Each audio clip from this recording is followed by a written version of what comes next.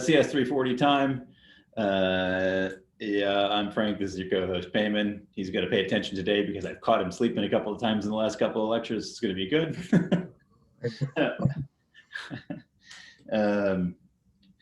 Unfortunately, you're the only person that I can do it to, but that's like actually one of my pedagogical devices. I scare the living, you all are lucky because I scare the living crap out of classes because I call on random people, especially if it looks like they're not paying attention. Because it's really obvious when you're not paying attention. And I can't now, I can't, yes. So in some sense, you all are a little bit lucky. Anyway, so it's CS 340, it's machine learning and data mining. We're going to talk about recommender systems, and that's still fall. Last couple of lectures, we talked about latent factor models, right? Basically matrix factorization models where we're saying that, X is approximately ZW, and when you do all the rows and column or reorientation, you can basically express reconstructing xij as x hat ij, where x hat ij is equal to a column of w dot producted with a row of z. Cool, fine. And importantly, we sum over all of the entries in X. This is our loss function, and yeah, great. We've said that this corresponds to a bunch of different models, right? This is unsupervised learning, it's latent factor modeling, it's linear latent factor modeling. It corresponds to a bunch of different models, k-means, every z, k-means, you can think of k-means as being like this, where every z has 1, 1, and the rest are zeros. Least squares, we only have one variable d, and the z are fixed. Fine. PCA, when we talked about it, like really talked about it, there's in terms of the PCA objective, there's no restrictions on W or Z. And then we said the PCA that you get in your favorite machine learning package or whatever imposes some constraints like orthogonality of the basis, right? The rows of W have unit norm and have an inner product with each other of 0, so they're mutually orthogonal. And then we said, okay, well, but if we stop thinking about PCA per se, we can think about this latent factor modeling framework as including things like non-negative matrix factorization, where all of the elements of W and Z are non-negative, and you can get that via a couple of different mechanisms, right? Anyway, so we also discussed, and hopefully I tried to stress for both lecture sections last time, that really once you see this kind of a setup where you have a loss function and some parameters, you really have the tools now to roll with it, right? You know that you can replace the loss with something that's more appropriate to the data type or the kind of behavior that you want. You know that you can regularize your parameters, and that's going to give rise to different final models. They're either sparse or not. So if you change the loss to the absolute loss, you get a form of robust PCA. If you regularize, you need to regularize in the latent factor modeling context both W and Z because of this over-parameterization issue where you can multiply 1 by 1 over alpha and 1 by alpha and so on and so forth. Fine. Or you can do L1 regularization to get sparse latent features or factors, right? And you can do any combination of L2, L1, which losses 6 ways to Sunday. You can fit it every which way. You can change the loss to deal with discrete data, as I hinted, if you had Poisson count data or something like that. And you can turn this into a non-linear latent factor model by doing some sort of change of basis. And like, okay, great, awesome, wonderful, cool. Fine, so let's think about at least an application of what's going on here, and this is going to set us up well for recommender systems, actually, believe it or not. So let's talk about image restoration, okay? So let's say you're like a really, really cheap and cheerful user of stock photography, right? And you download this image, but you want to put this image on your website, right? So it's got a bunch of crap on it and you want to get rid of the crap, right? The red text, okay? Cool. So there's lots of techniques for doing this, and we could go through a bunch of modern techniques for doing this. We're not going to talk about modern techniques. We're going to talk about this in terms of latent factor models, okay? And I'll go in more detail and more slowly in just a second, but I want to give you a sense. And I think we've established a vocabulary where I can do this, right? So why do watermarks still exist? Okay, so watermarks are a different story. We can talk about why they're a different story. So let's say that we go through and we, extract every single patch from this RGB image. So basically every one of these is 3 deep or whatever, right? Okay. We go through and get all the patches in this image. Okay. Then we construct a latent variable model for, a latent factor model of the patches. Okay. And then for a given pixel, be it noisy or not, right? We come over here, okay? And what we do is we do kind of a low rank reconstruction of that patch centered at that pixel, okay? So in other words, we're going to learn a basis, right? And then we're going to actually use that basis. We're going to use the Zs basically on, think of it as principal component analysis on the first 10 axes of principal variation, right? And we're going to reconstruct the patch using the latent factor loadings. Okay, we get a patch, and we're going to do that for every single patch in the image, so overlapping, so on and so forth. Okay. So this one's going to overlap with a bunch of stuff, and then we're just going to average. Okay. Okay. This is a very machine learning-y take on image restoration, yeah. So I should point out that removing white text from memes and watermarks and that sort of stuff, one of the characteristics of this kind of data is that relative to the pixel size or potential patch size, the noise here is relatively small and unstructured. So this particular approach that we're talking about to image restoration isn't going to work particularly well with very large meme-like white text things. On the other hand, we know how to work with that kind of thing. And yeah, it's a different story. We wouldn't use this technique per se. Okay, so let's think about this just a little bit more slowly. So we can certainly build latent factor models for general image patches. So we're going to take a patch, right here, Grumpy Cat, extract the RGB channels, blah, blah, blah, blah. We unroll that. We take a bunch of patches, and that's our X matrix for what we're going to run our latent factor analysis. So it's basically like, the eigenfaces or whatever, but for patches. Okay. We got image width by image height by patch height by patch width by 3. Okay, that's basically the size of it, size of X. Okay. Notably, we're extracting the patches from the image itself that we want to restore. Okay, that's one of the weirder things, but truer things about how people did image restoration not that long ago. And we do some pre-processing on the patches. We do the usual variable centering, and we go one step further and whiten them, basically turning them into diagonal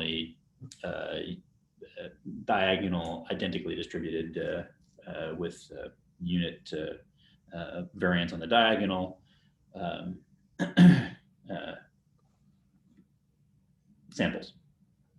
The way to do that is in the bonus, and it's related to SVD. It's pretty straightforward. Okay, so if you learn a latent factor model for patches, okay, what you get if you do principal components looks like this. So these are the principal components, again, just like in the eigenfaces case for 9 by 9 or 15 by 15, I forget, patches. Let's see if we can see.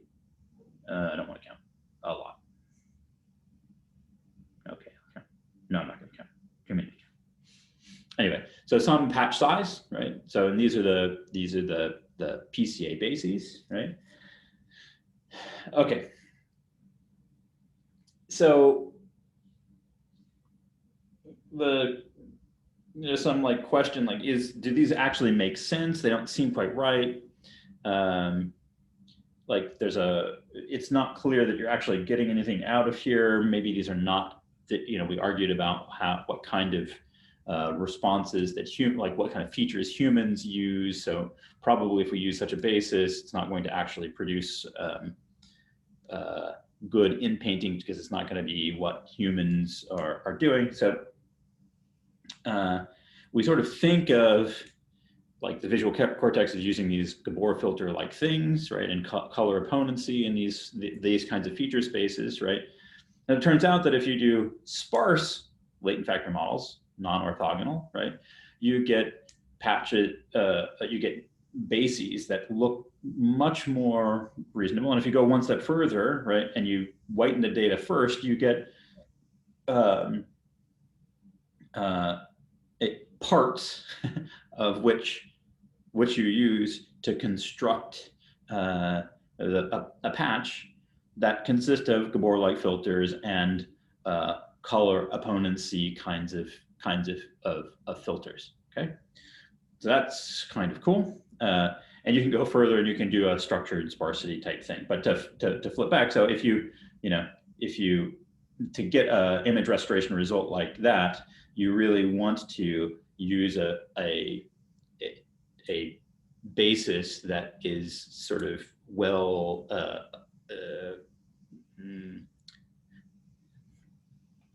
that is in good correspondence with the kinds of features that humans perceive, right? Because if you don't, then weird artifacts will show up and that sort of thing. So anyway, that's an application for latent factor models. It's sort of not obvious, right? And the factors that you learn, and this is again pre-deep learning, so we're like learning factors and learning features of image patches, and people pushed this quite a long ways with these sort of simple ideas, including sparsity and non-orthogonality and these sorts of things that gave rise, surprisingly, to representations of patches. And you can think of like a receptive field for a neuron further along in your visual processing pipeline as having access to a patch, and it might respond according to one of these things. And so if you construct an image or construct patches based on basically making sure that there's elements of the patch that make those cells respond well, then you're probably going to build images that are realistic. Okay, kind of a hand-wavy thing, but the main point is that you can do image reconstruction using these kinds of latent factor models.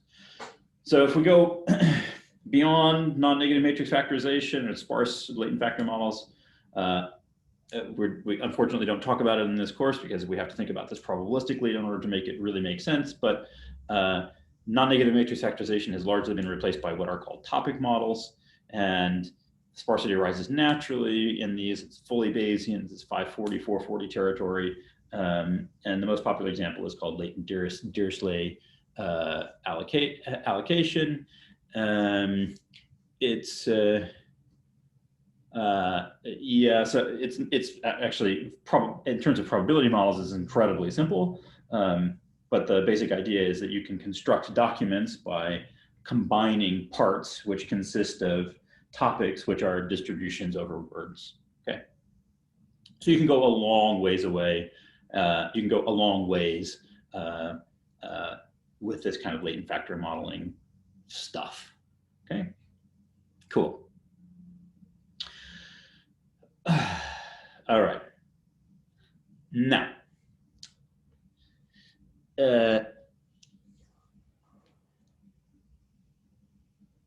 I misremembered something rather embarrassingly about this in the previous lecture. So watch the videos on this one if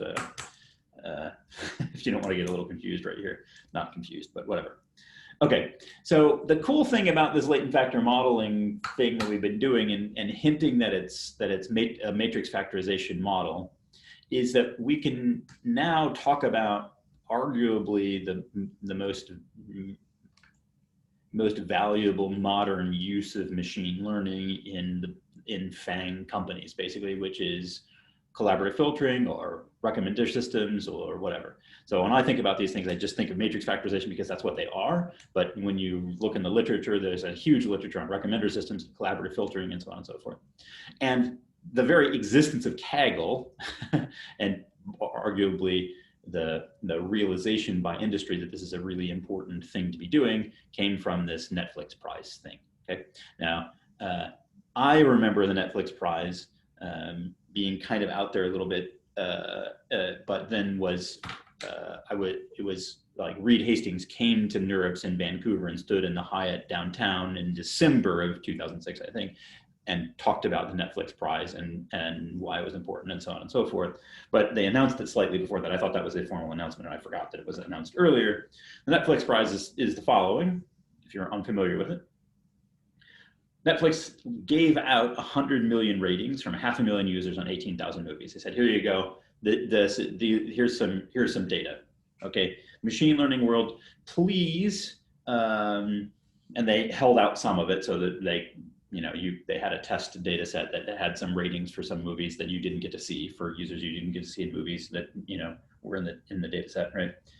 They gave out a prize. They started a competition with a $1 million award, and that award went to the first team that could reduce the squared error on predicting the preferences of some held out users on some movies. Okay, some held out portions of this big matrix of users and movies and ratings. Okay, so big matrix, right? Started October 2nd, 2006. Netflix's own system was beaten 6 days later. 1% error reduction was achieved like a couple of weeks later, and then there was steady improvement over that, not unlike the Kaggle competitions that then sort of like came from this. And machine learning methods pretty quickly dominated. There was and there remain some big obstacles. One is the quote unquote Napoleon Dynamite problem, which if you're unfamiliar with this movie, it is the story of my life, more or less. And that makes it a very difficult, I'll get to that. It's what a difficult movie to predict. Like it's people have very strong opinions about this movie, right? And it should only be, the movie should only be recommended to certain groups, particularly older people or whatever. What would non-ML methods here be? You just literally write a program, right?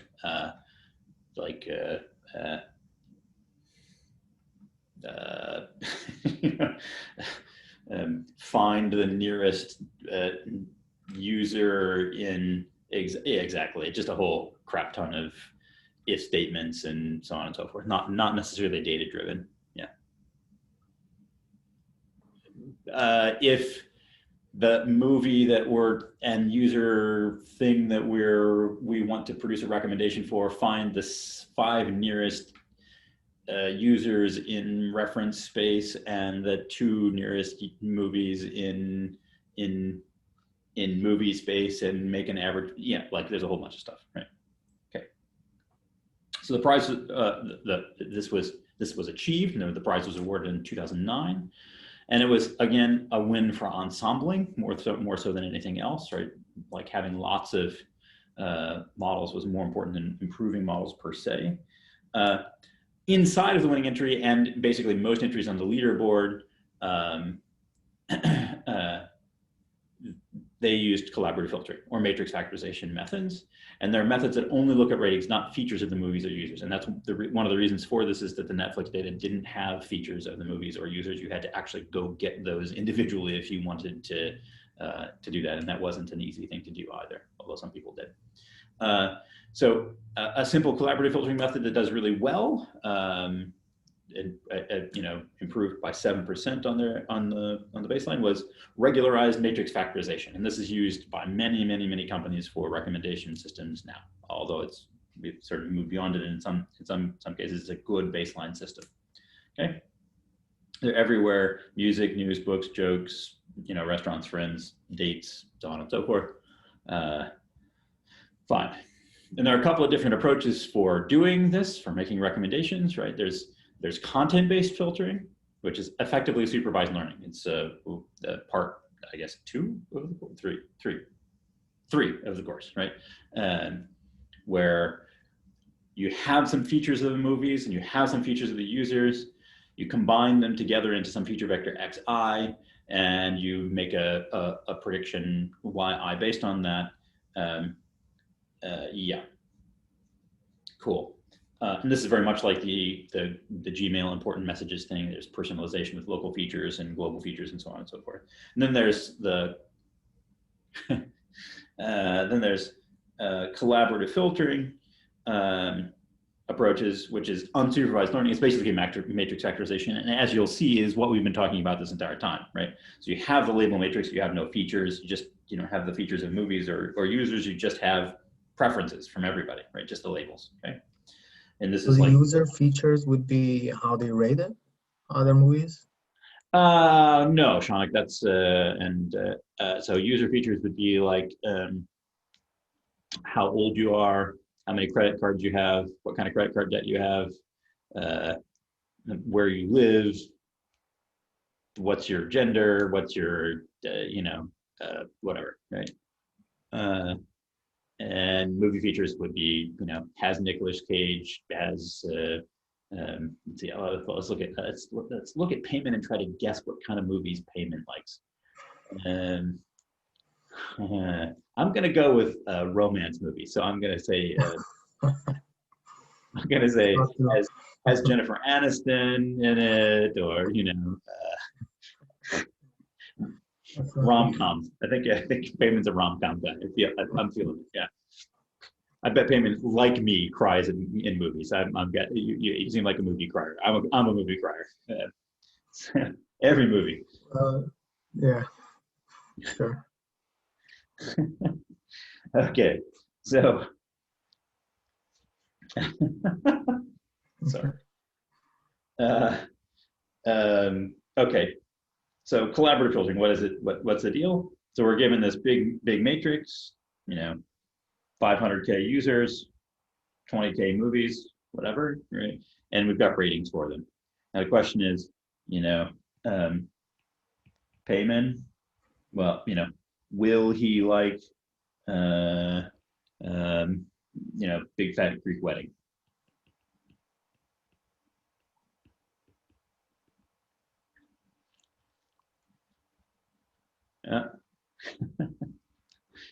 Yeah. Great. But we know what Payman has watched, all of Jennifer Aniston's movies are over here, obviously. Okay, fine. We want to predict the ratings that are not there, right? So that's, for instance, not Payman, that's Ryan Reynolds. So he also is a Netflix user, right? And there's the movie Green Lantern. And the question is, like, how would Ryan Reynolds rate Green Lantern, right? Any ideas? Yeah, I'm guessing everybody knows that joke. Anyway, so is this yes, Ryan Reynolds was in Green Lantern, and it was a terrible movie, terrible movie. And he's deeply ashamed of being in it. He basically won't even talk about it. And if you watch any of the whatchamacallit, what's the one where he's the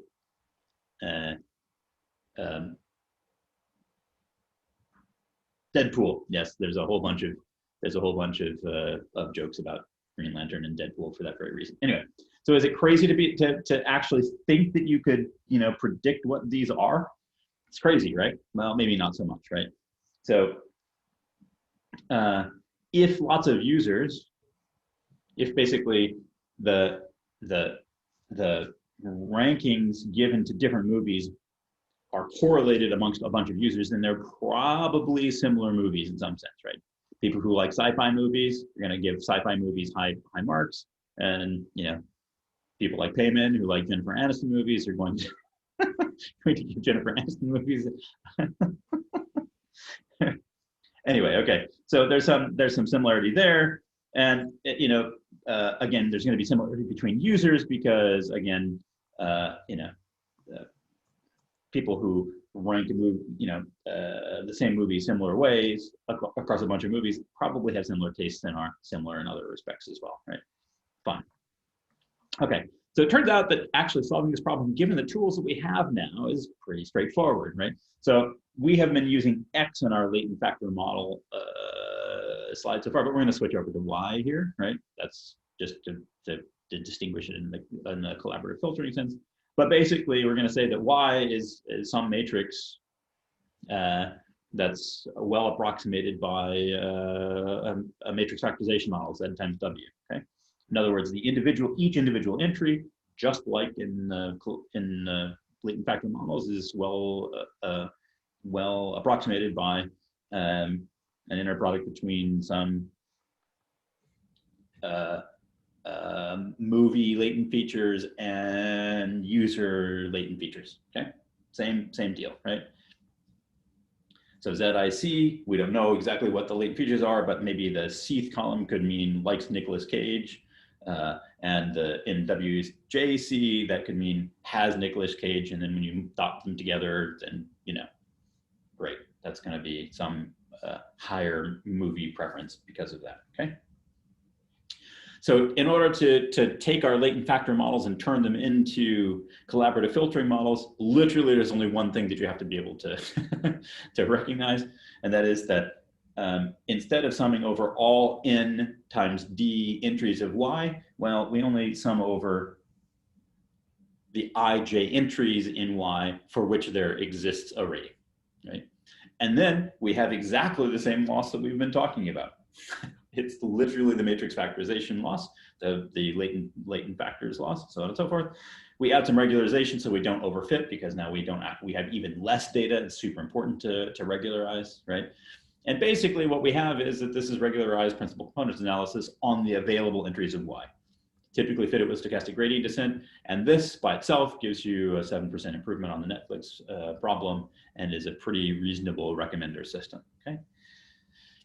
And it's sort of obvious as well how we can like do the Gmail thing to this and a little bit more to make this a more awesome model, right? So, so there's our standard latent factor model for the known entries of y, right? But maybe there's a, sorry, why do we sum over R instead of everything? Because we don't actually have this value for some entries of Y. So the definition of R is everything except for the question marks here. If we don't have the question mark, we can't compute a loss. Right? Yeah, great, good question, yeah. Or I should say a critical question, and that means it's good. So obviously if we're rating movies from 1 to 5 or whatever, then like the average rating is probably not 0. So we can add an intercept term here so that the average rating is like 2 or 1.5 or whatever it happens to be, or 3. You can also add user specific biases. So maybe, Payman is really positive and really likes movies and gives everything like a 4, and he's not grumpy and worn out and old and crotchety like I am, where I give all my movies a 1, right? And there might be item specific biases that, all Star Wars movies, or at least the old ones, were really, really good. Fine. So yeah.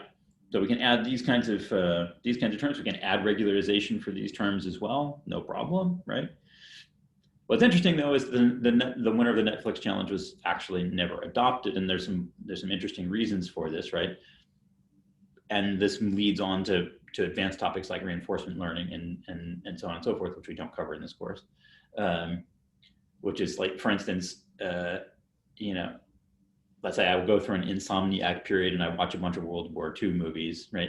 Do I want every single one of my recommendations then to be World War II movies? No, I want some diversity in the recommendations that I get, right? If I, mistakenly watch, well, anyway, if Hunger Games is recommended to me and I don't click on it for like a month, should it remain a recommendation? Should you give me some the Amazon assignment? Messed with my Amazon recommendations for a while. Yeah, you know exactly what's going on here. You see it all the time, right? Should the recommendations be interpretable? Should you tell users why? Should you pay attention to social networks and friend stuff? And like, if you really want to game the system, which is what Amazon and these guys, Quora and Reddit and whatever do, freshness is really important. If you put new stuff out there, people are like, "Ooh, I'm gonna click and buy," right? Cool. Fine. So the last little bit there is that collaborative filtering doesn't actually do anything really at all well for new users in movies. And this means that we can actually now go back to part 3 of the course and think about other ways of solving the problem. And then we can be really creative because we're machine learning awesome people now, and we can just put them together. So our latent factor approach to collaborative filtering is basically a matrix factorization model, right? And it learns something. It actually learns an embedding for every user in movie, but it really can't be used to predict on new users or movies, right? We can do supervised learning, right? Again, if you set up a feature vector for xij, in other words, socioeconomic, whatever features for the user, Rotten Tomatoes features for the movie, that's xij. Now you can build a linear or whatever kind of regression / classification model to predict yij given the feature vectors, right? So fine.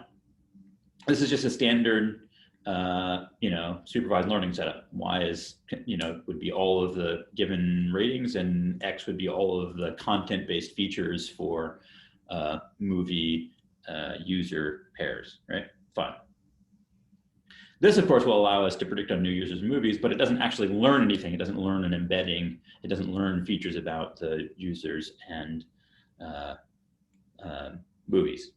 So you can put them together, and that's a very cool thing. And you should be aware of, say, for instance, SVD feature, which won some competitions, where you combine content-based and collaborative filtering, and it's just as obvious as it is here. So your rating, your predictor for the ijth rating is some parameter, which is the average across all user movies, an average rating for user I, an average rating for movie I, some linear model based on user movie features, again, the combination of them. That's just standard supervised learning. We can predict for new users in movies. Generally speaking, what will happen is if you don't know anything about a movie and it comes into the system, or don't know anything about a user, you're just going to, like in the personalized important email thing for Google, you will predict you will recommend to them popular movies. Not the worst thing in the world, right? Fine. The last one is the latent features, right? And that's the collaborative filtering thing that we've been doing, right? And yeah, great. Yeah, we learn extra factors for specific users in movies. Fine, wonderful. Okay. Note that W is the linear model parameter, and WJ are the collaborative are the latent factor model parts. They're different parameters. Okay. Cool. And unfortunately I flipped the slide because this is a good payment question. Like, so how do we fit such a model, right? I guess like stochastic gradient descent. Yeah. Okay. So we set up some sort of a loss, right?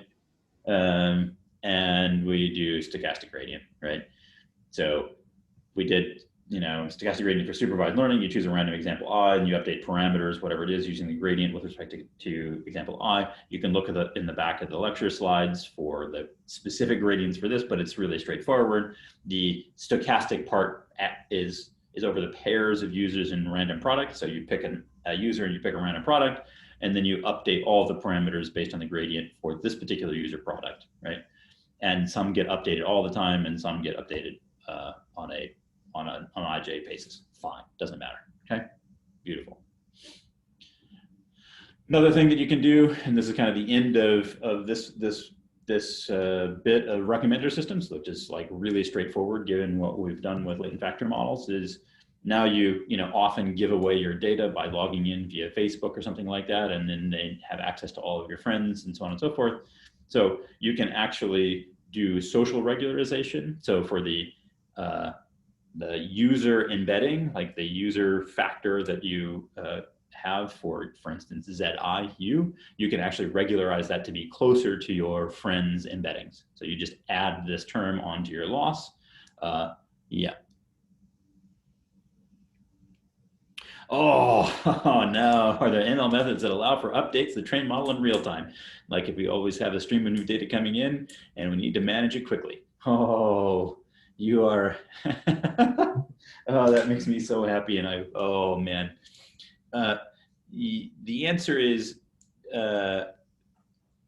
spans the spectrum from really easy to insanely complicated, but super cool. The answer is yes, there are. And you can actually think of stochastic gradient as one such method, right? You're constantly updating the model as you get more data. Like if people are clicking or recommending or buying or whatever, you're getting a stream of data. You could just run stochastic gradient forever. That's generally speaking not how it's done, but you can think of that as real-time streaming learning.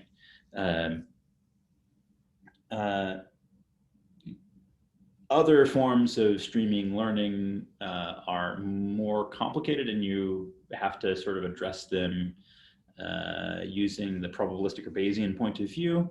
And if you're really interested, you could look at, say, for instance, sequential Monte Carlo or streaming variational Bayes or something like that. And yes, those allow you to do model updates as data comes in. And if you're interested, I mean, Arnaud Doucet is sort of the modern godfather of sequential Monte Carlo, Pierre Del Moral, but I also have probably 10 or 15 papers on sequential Monte Carlo because lifelong learning is something that's very important to me because it's about what AI is actually about. Cool. That was an awesome question. Thank you. You got me to actually talk about some stuff that I know and love. Questions at this point? Otherwise, we're going to shift topics a little bit, although maybe not as much as you might think, but.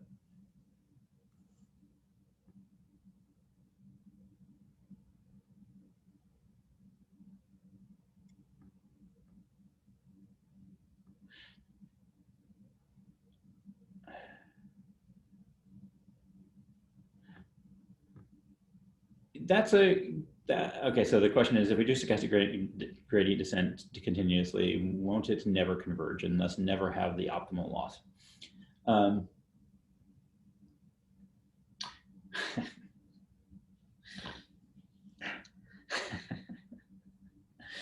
Oh, golly gee, this is a fun one.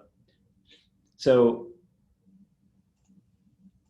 if the input to output function is stationary, in other words, the true link function between the true regression function is stationary, and your data generating process generates from that, then there's no reason why it wouldn't converge. In fact, that's exactly what the proof for stochastic gradient descent basically relies upon. That you have it will converge even in the limit of infinite data. But then there's some question about whether or not you actually want to converge, because it's very unlikely that, for instance, in most of these applications, most of the big data applications we're talking about, that the regression function or classification function is constant over time, right? So it's likely that people's preferences for movies change over time, right? In which case you might not actually want your learner to converge in the sense we've talked about convergence. So it's it's a little dicey, actually, that one.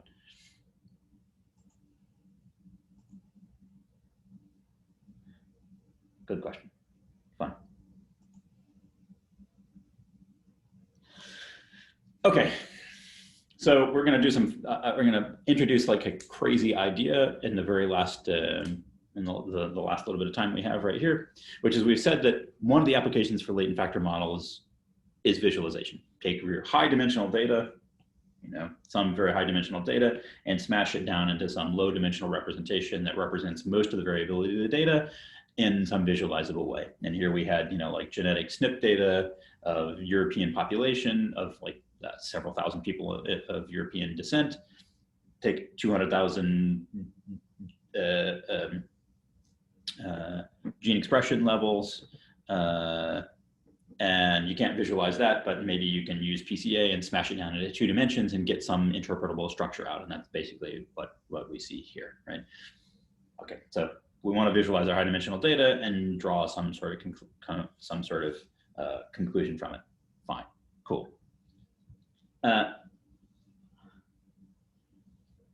PCA is used for this all over the place. It's super, super useful, but because it's a parametric linear model, it might not actually extract the structure that you would want to see, and that would be most revealing of sort of the axes of principal variation in your data.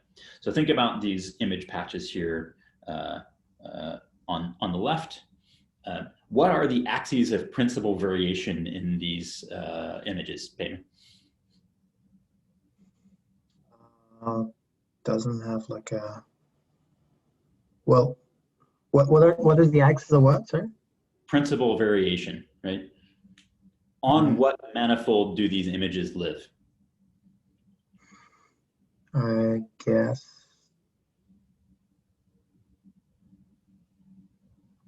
What you have on the right, it's going to be like that. Like. I'm going for something. Yeah, so one axis of principal variation is rotation, right? Yeah. And this axis is the vertical axis here is scaling, right? So you can define, so like this is a space of images, right? These are image patches. They're very high dimensional vectors, but they actually live on a very, very simple to describe surface, right? That entire data set can be described by 2 numbers. One is a rotation and one is a scale, right? And what we would like ideally is when we're doing latent factor models, like just to sort of like connect it all together with the stuff we've been talking about, we'd like to recover axes that look like this, right? We'd like to project, if we're going to find a projection of the data, we'd like to find a projection of the data that expresses the entire data set in an interpretable manner in 2 dimensions. So we might want to see something like this. In other words, every image gets, and remember, these images are in 784 dimensional space, right? That's really what we're talking. We're talking about some crazy set of high dimensional vectors, right? And we want to be able to project those onto some surface where maybe this happens to be the value of the rotation, and this happens to be the value of the scale. And you can index any of the images by just moving around on this plane, right? You can get a rotation or a scale by just moving on the plane, right? So in some sense, yeah, I mean, yeah, that's that's it, okay? Unfortunately, when you use linear latent factor models, you get projections that don't do that, right? They pick up on other principal axes of variation, right? Now, you can try to fix this by changing basis or kernels or so on and so forth, but you still have to pick those, right? So what if we do something really, really dumb for a latent factor model? Like what's the what's the silliest thing you could do? Okay. So when we're doing PCA for visualization, we're using PCA to give us our Z values, right? And then we plot the Z values in a scatter plot, right? Well, how about this for an idea? It's called multidimensional scaling. Let's just directly optimize the pixels in Z space, right? Basically doing gradient descent on the points in a scatter plot. So we need some sort of cost function that says how good the Z locations are. And this is the traditional multidimensional scaling cost function, okay? We'll go through this in some sort of detail, but these are the distance between the points. There's some norm. I don't even say what the norm is. Doesn't really matter. There's distance between points in the original D dimensions. So this would be the distance in points between the A images in their 784 dimensional space, right? And this is the distance in the scatter plot. Okay, and what we'd like to do because of this, and we want to minimize this, and we're taking a difference, is we'd like to make the difference between those distances 0. And we're going to average over all pairs of examples, right? Or sum over the distances over all pairs of examples. Okay? We're going to take this really high dimensional cloud and try to make all the distances the same in the plane. Okay, fine. Crazy, right? This is like, I can show you this. This is multidimensional scaling in action. We've got cities and some features of them. At the end of the day, basically the point of this is that MDS doesn't actually work that well in practice, but the idea is really, really important, right? We'd have to calculate twice the gradients.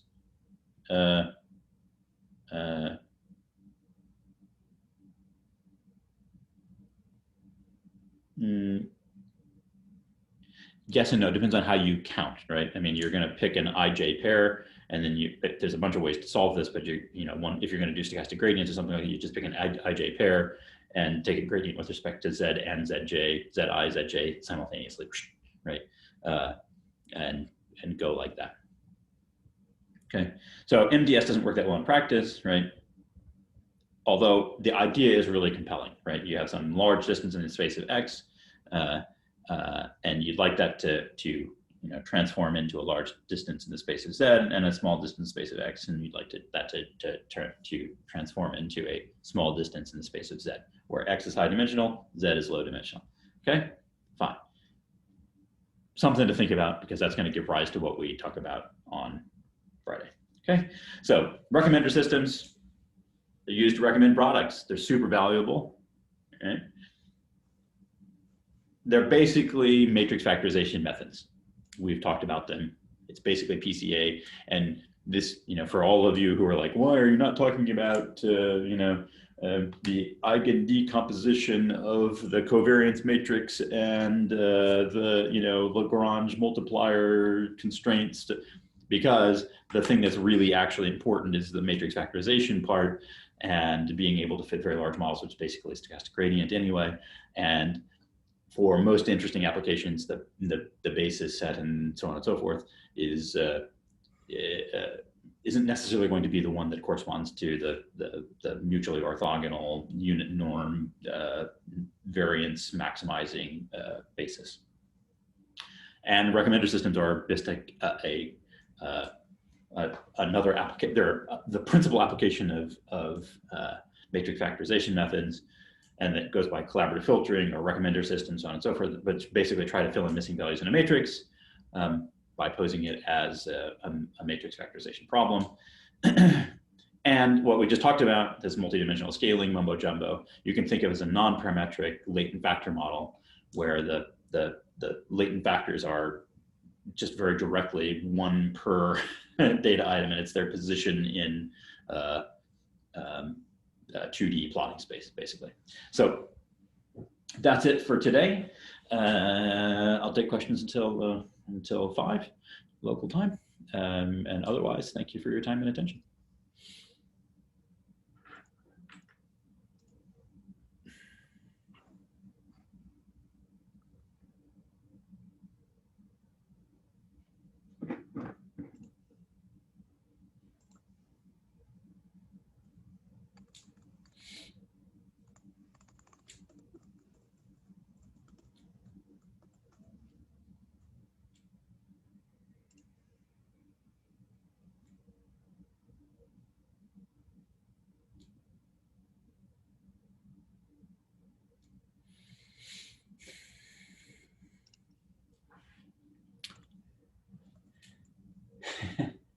So,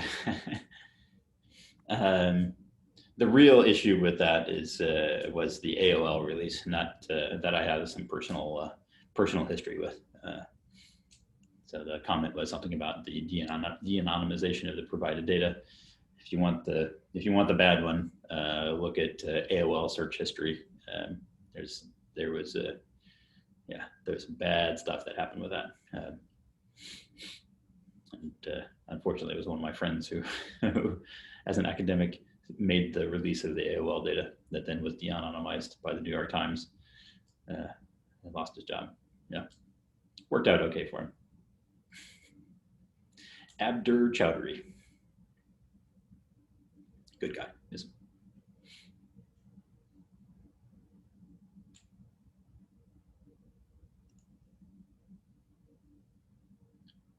All right.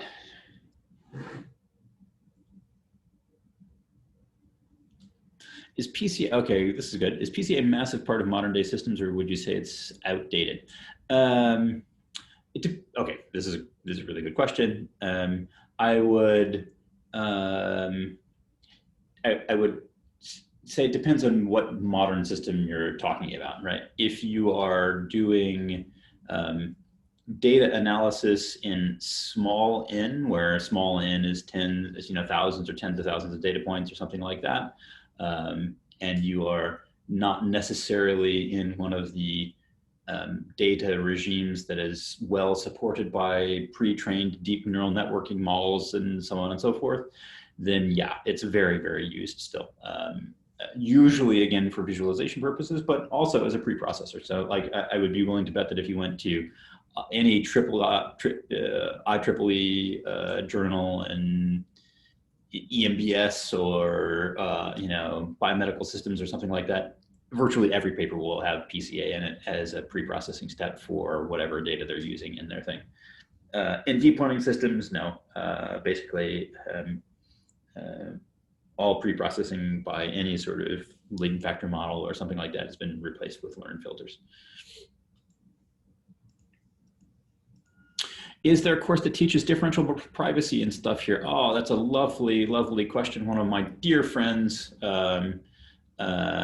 has just been hired. I don't know when she's going to show up.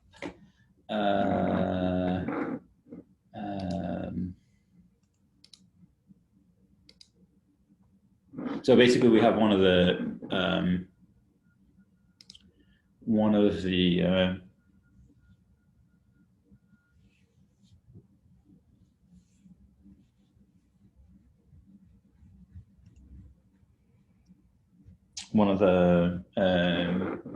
like minor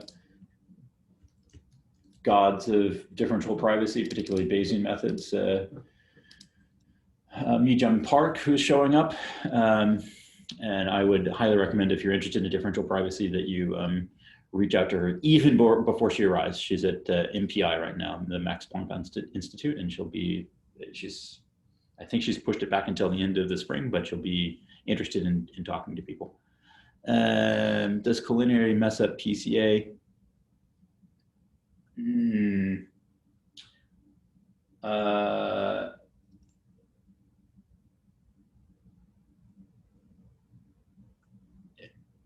No, not really. PCA is actually one way to deal with collinearity. In fact, that's probably, as it's in traditional statistical analyses, probably its main use, which is when you do the singular value decomposition. Basically, that still works when the matrix is low rank, and you'll just get a decreasing series of eigenvectors, eigenvalues until you get zeros, and the zeros would be collinear columns or whatever, and that's what PCA for preprocessing is for, basically to remove collinearities for linear models. Yeah.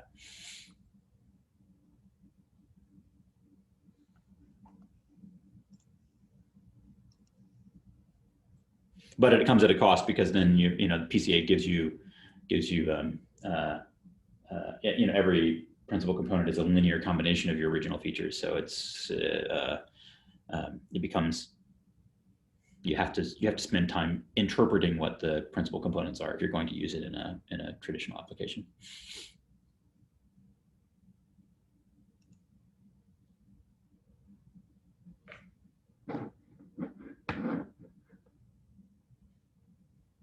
All right. Great questions as always. Good crew. Thank you very much. Thanks, Graham.